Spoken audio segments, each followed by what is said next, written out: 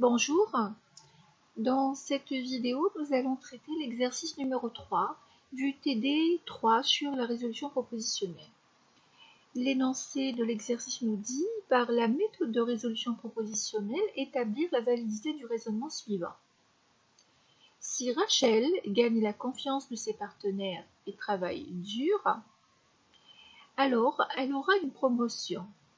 On a une expression de si alors. Donc ici, c'est si on vient formaliser donc le raisonnement, et c'est ce qu'on va faire d'ailleurs, là, il va y avoir une proposition d'implication. On continue. Si elle a une promotion, alors elle achètera une nouvelle voiture. Dans la deuxième phrase aussi, on a une expression de si alors, donc on exprimera ça par une implication. Elle n'a pas acheté une nouvelle voiture. Là, c'est une négation d'une proposition. Par conséquent, ou bien Rachel n'a pas gagné la confiance de ses partenaires, ou bien elle n'a pas travaillé dur. Donc, en lisant l'énoncé, donc j'ai réfléchi avec vous sur la façon de le formaliser.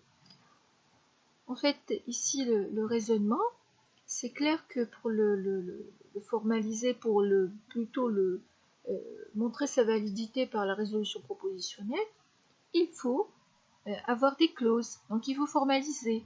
Pour cela, on va définir les variables propositionnelles. Si on reprend la lecture, si Rachel gagne la confiance de ses partenaires, ici, on peut définir la première variable propositionnelle, par exemple, C.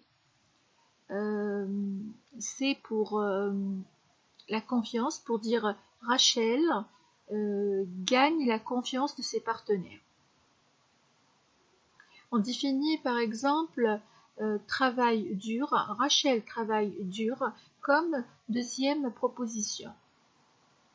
Par exemple, on va l'appeler D. D, Rachel travaille dur. Alors, elle aura une promotion. Rachel a une promotion. On va appeler par exemple cette proposition P. Donc pour la première phrase, on aura besoin de 3 variables propositionnelles. On écrit ça et puis on continue avec la deuxième phrase. Voilà. Pour la deuxième phrase, si elle a une promotion, donc là c'est la proposition P, donc on ne va pas réécrire, alors elle achètera une nouvelle voiture. Là, il y a une autre proposition. Rachel achète une voiture, achète une nouvelle voiture. Donc on écrit, par exemple, on va appeler cette proposition V, Rachel achète une nouvelle voiture. On continue, elle n'a pas acheté une nouvelle voiture. Donc là, c'est la négation de V. Ça, cette phrase-là, elle va être formalisée par un non V. Par conséquent, ou bien Rachel n'a pas gagné la confiance de ses partenaires, ou bien elle n'a pas travaillé dur. Donc, cette dernière phrase, elle fait appel à la proposition C et D. Donc, pour les variables propositionnelles, on n'a besoin que de ces 4 variables pour formaliser ce raisonnement. Alors, regardez, qu'est-ce qu'on a ici? On a l'expression par conséquent. Donc ici, ce raisonnement est écrit sous forme d'argument. On a les prémices. On a combien de prémices? La première phrase, la deuxième phrase et la troisième phrase. On a 3 prémices et on a une conclusion. Après le mot par conséquent, c'est notre conclusion. Donc on écrit ce raisonnement-là sous forme d'une conséquence logique. Je vais commencer donc par écrire le symbole de conséquence. Voilà. J'ai mon symbole de conséquence. Il est là. Ici, je vais écrire les prémices. et par là je vais écrire la conclusion.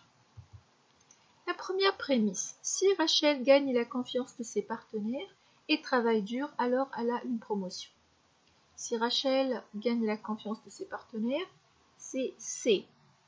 Et travaille dur et D, entre parenthèses, implique, alors elle aura une promotion, alors implique P.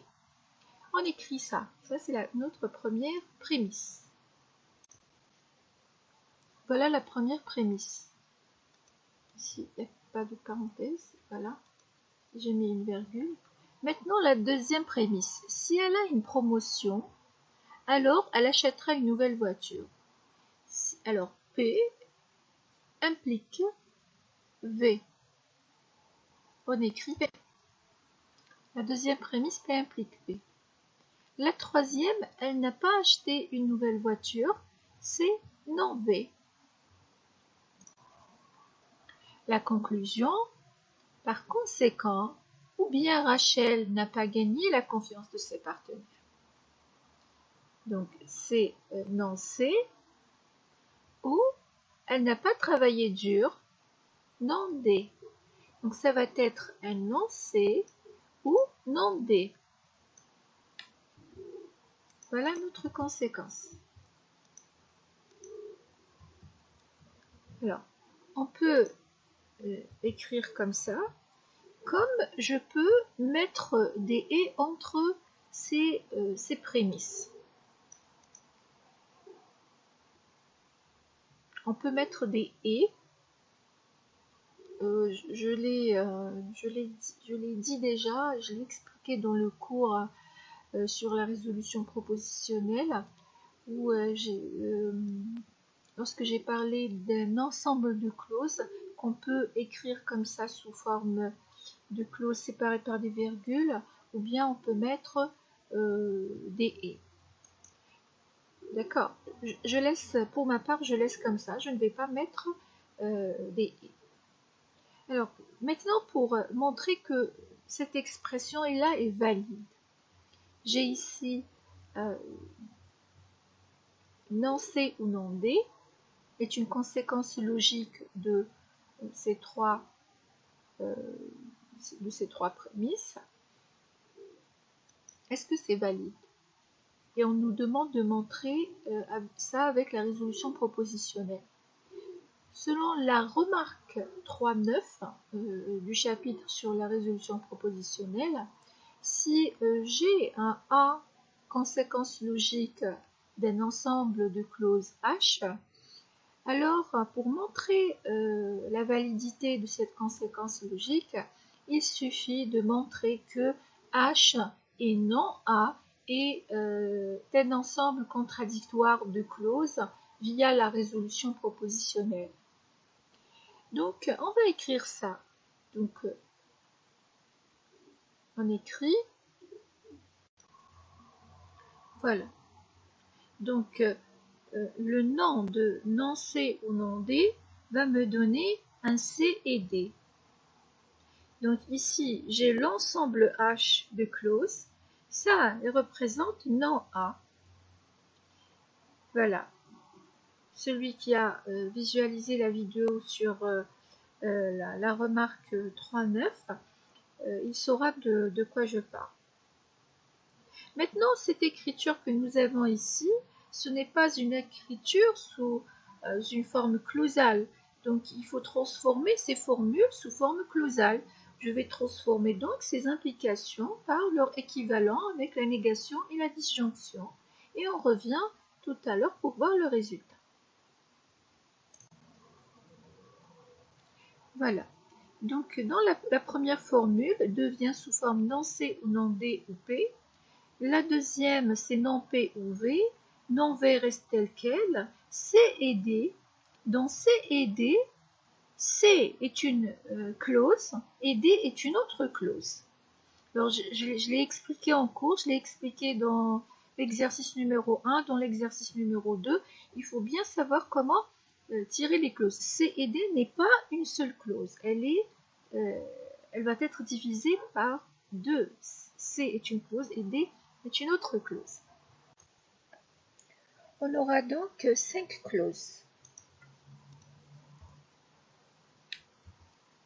Voilà. C1, C2, C3, C4, C5. Maintenant, on va induire la suite des clauses via le résolvant. Voilà. En C6, qu'est-ce qu'on peut avoir en C6? Entre C2 et C3, on a deux littéraux complémentaires, V et non V. Donc on peut avoir en C6 non P, résolvant de C2 et C3. En C7, on peut avoir un résolvant entre le C1 et le C6. Pour éliminer P et non P, on va avoir non C ou non D, résolvant de C1 et C6. En C8, on peut avoir un résolvant entre C4 et C7. Pour éliminer le C et le non C, on va avoir non D. En C9, on peut avoir directement donc la clause vide entre C5 et C8, en éliminant D et non D, résolvant entre C5 et C8. Bon.